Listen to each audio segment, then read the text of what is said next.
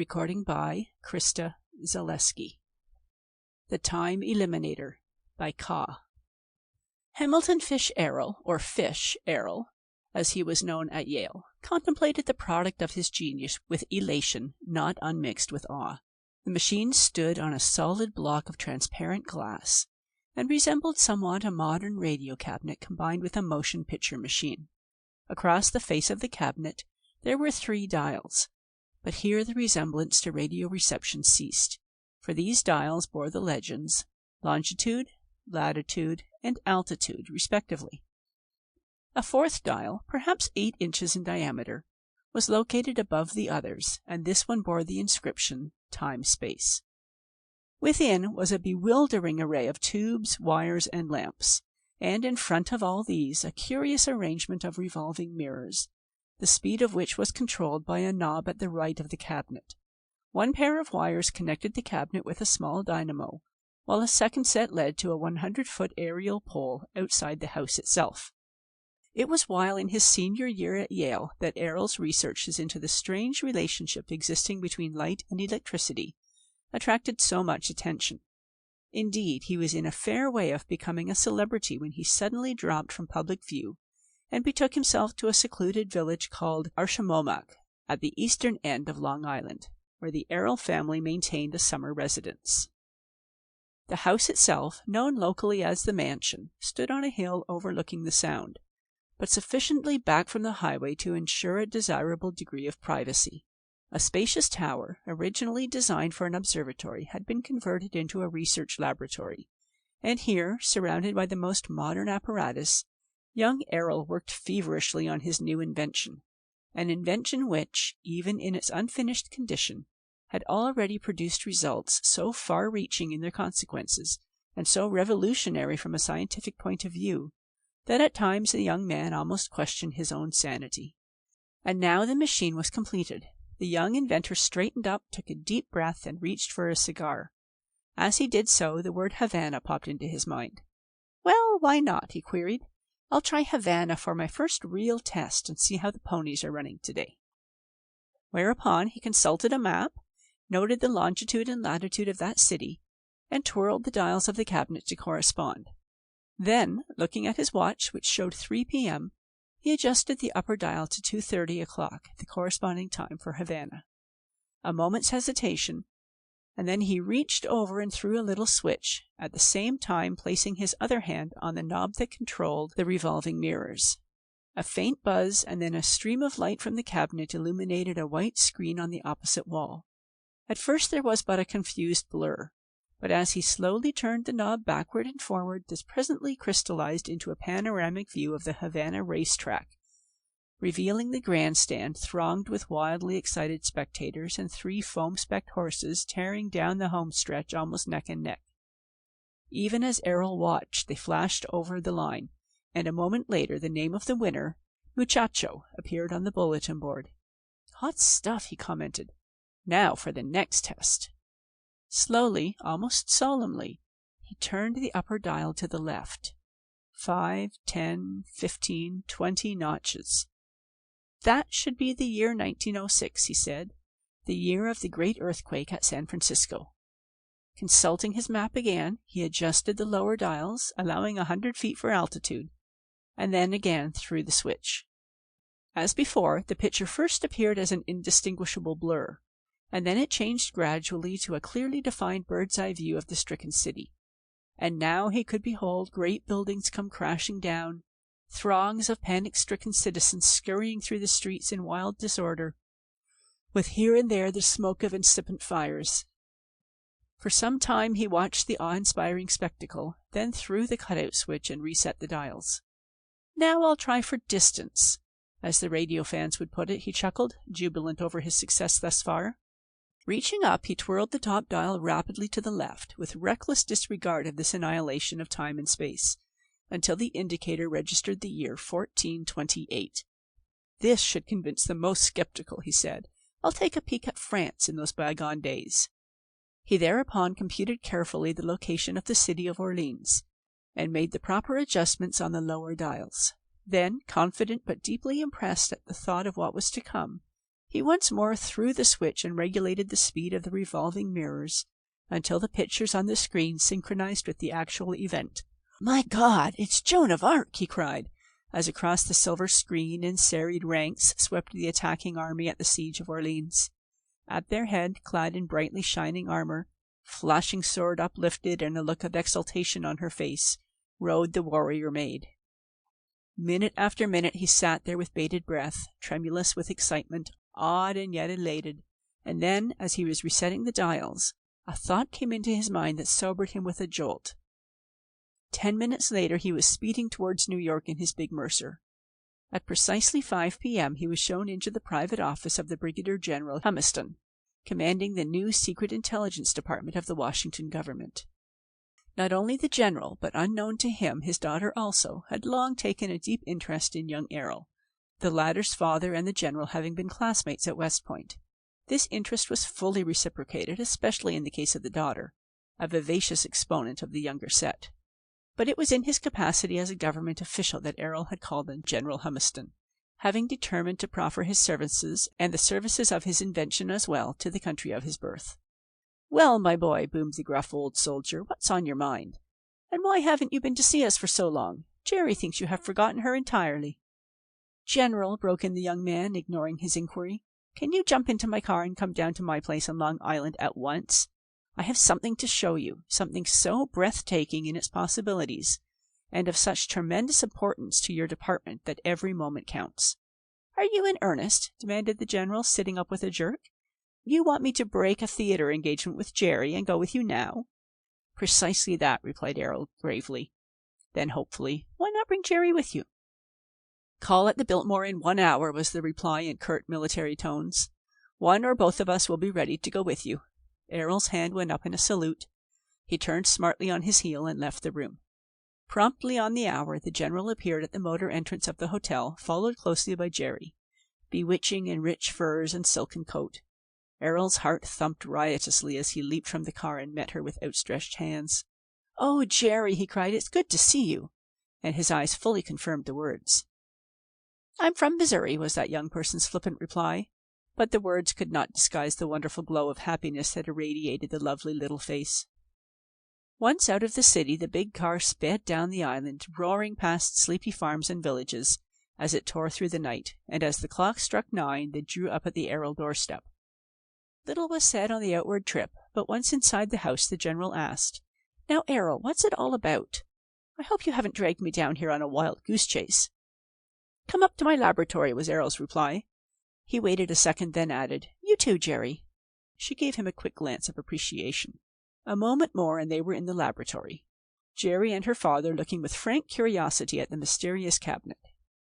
"General, and you too, Jerry," began Errol very soberly, "what I am about to show you is something so fantastic, so weird, so utterly removed from all human experience, that before proceeding further I feel I should prepare your minds for what you are about to behold.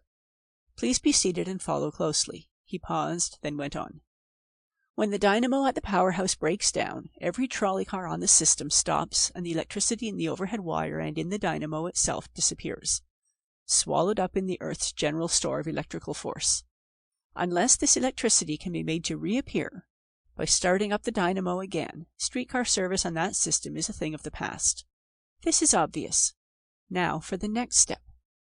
You know how moving pictures are made, with a blasé photographer turning a crank while the villain chokes the heroine. Once the lights are switched off, however, the scene has passed into oblivion, unless or until it is resurrected by projecting the film onto a screen. What few people realize is that every event on this earth leaves a record in light rays, whether or not a human photographer is present to snap the picture. In other words, light rays persist or endure since nothing is lost in nature. To illustrate, through the medium of a powerful telescope we are now able to get a view of celestial bodies which, without the aid of this instrument, would necessitate a journey of years in their direction in order to obtain a corresponding view. If a cataclysm should destroy the Martian canals today, and we should travel towards that planet in a projectile at the rate of a mile a minute, it would take years ere we reach the point in space where the event would become visible to our eyes. Or, if we elected to remain here, it would take just that much longer before the event would appear to the inhabitants of this sphere. Again, consider the curious paradox presented last New Year's Eve, when couples in London danced by radio during the last moments of 1925 to music played in Berlin in 1926, and then a few moments later danced in 1926 to music being played in New York in 1925. An evening paper in San Francisco might truthfully have stated on December 31st, "The West End Club of London danced the Old Year Out at 4 o'clock this afternoon," while a London paper on the morning of January 1st might with equal truth have announced, "The Waikiki Club of Honolulu will dance the New Year in at 10:30 o'clock this forenoon." From this you can readily comprehend that time is but a measure of space. Now for the final step. In order to reproduce the past scene in nature, two problems arise. First, that of reproducing the light rays in their proper sequence. As I stated before, nothing is lost in nature, although it may change its form. So just as electricity can be made to manifest itself after disappearing, so also can light rays which persist be made to reappear, although no longer visible to the eye. It is not essential that the identical light rays of the former scene be brought back, only that the rays shall appear in their former sequence and intensities. If you strike a church bell and repeat the blow 10 years later, you reproduce the tone of that bell perfectly, although you do not get the original sound wave. The second problem, that of correlating the present position of this Earth with the exact position in space which it occupied at the instant the event actually happened, is more complex, involving as it does intricate problems in geometry, gravitational force, relativity, the Earth's movement through space, and other factors too complicated for the lay mind. Errol waited a moment to give his hearers time to grasp the significance of this last statement, then resumed. These problems, General, have been solved in the machine before you, as I shall now proceed to demonstrate. Where were you on Sunday morning at 9 o'clock? I was out for a morning canter in Rock Creek Park, Washington, replied Jenner Humiston, impressed in spite of himself. Watch the screen in front of you, commanded Errol, meanwhile adjusting the dials of the cabinet. A subdued buzzing noise, and then before the astonished gaze of the General and his daughter, there unrolled a panorama of the city of magnificent distances, converging presently on the bridle path in Rock Creek Park. A moment later, the figure of General Humiston, mounted on his big gray charger, came galloping into view. "My God!" exclaimed that doughty soldier, springing to his feet. "Do you realize, boy, what this invention would mean to your government? Why, the most secret plans of our enemy would be an open book to us." "It was for just that reason that I have brought you here," replied the young man gravely. "Before we go further into that, however, is there anything of special interest to your department right now that you would like to know?" "You couldn't tell me, could you?" asked the General, stepping nearer in his excitement. "Just who were present at a secret conference at Fontainebleau last Tuesday at 10 a.m.? "Just a moment," cautioned Errol, as he readjusted the dials and made the proper allowance for time and distance. "Now watch the screen." Again a faint buzzing noise, then the light flashed on, and first came the Eiffel Tower into view, with its flaring automobile advertisement, and then Fontainebleau. Even as they watched, a closed car drove up, and the French Minister of Commerce alighted and disappeared within the building. Then came the English Secretary of Commerce and Italy's representative, followed a moment later by the Russian Commissioner. Promptly on the hour, the German Minister of Trade and Industries drove up and joined the others. Errol glanced at the General, who was trembling with eagerness, exultation, and almost with fear. "Yes," he muttered audibly, "they are all there. I know every one of them." He was silent a moment. "I presume you have an inkling of what this conference means, Errol. The idea is for each government here represented to control some commodity that is absolutely essential to American industry, and then to boost the price to a figure so prohibitive as to provoke reprisals. These will then be seized upon as a pretext for the breaking of treaties. The next step is a world war against the United States. Our tremendous store of gold, the main objective." "But it takes money to finance a war these days," objected Errol. "Precisely, and therein is our strongest defense," was the answer. "With foreknowledge of what is contemplated, our bankers can shut down on further loans abroad and curtail European credits. This machine will enable us to prepare for any contingency. By revealing every plan of the enemy, we can make this country practically impregnable." "That is just it," replied Errol. "The first thing," broke in the general, "is to safeguard your discovery. Should but a whisper of what you have accomplished get abroad, your life would not be worth a candle." "I have thought of that," said the younger man, "and for greater secrecy I think the machine should be kept here, rather than in Washington, where inevitably there would be a leak sooner or later. You could run down here for frequent visits."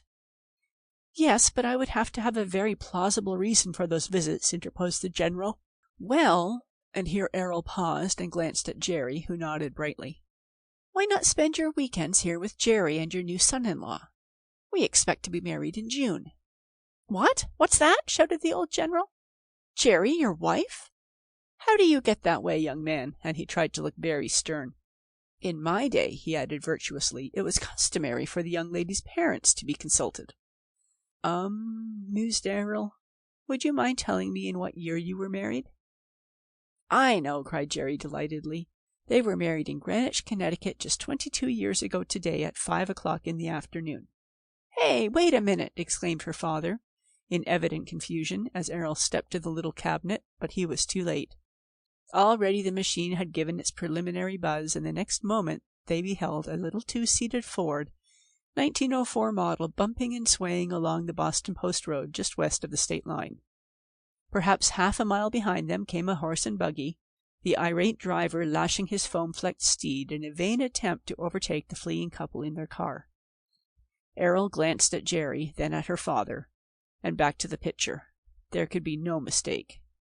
The girl in the little Ford might have been Jerry herself, save for the difference in dress, while the handsome young chap at her side, his eye glued to the road, bore a resemblance to her father so striking as to dispel any doubt of his identity. "You win," laughed the general, wiping his eyes. "Take her, my boy, and may you be as happy as we were." End of The Time Eliminator by Ka.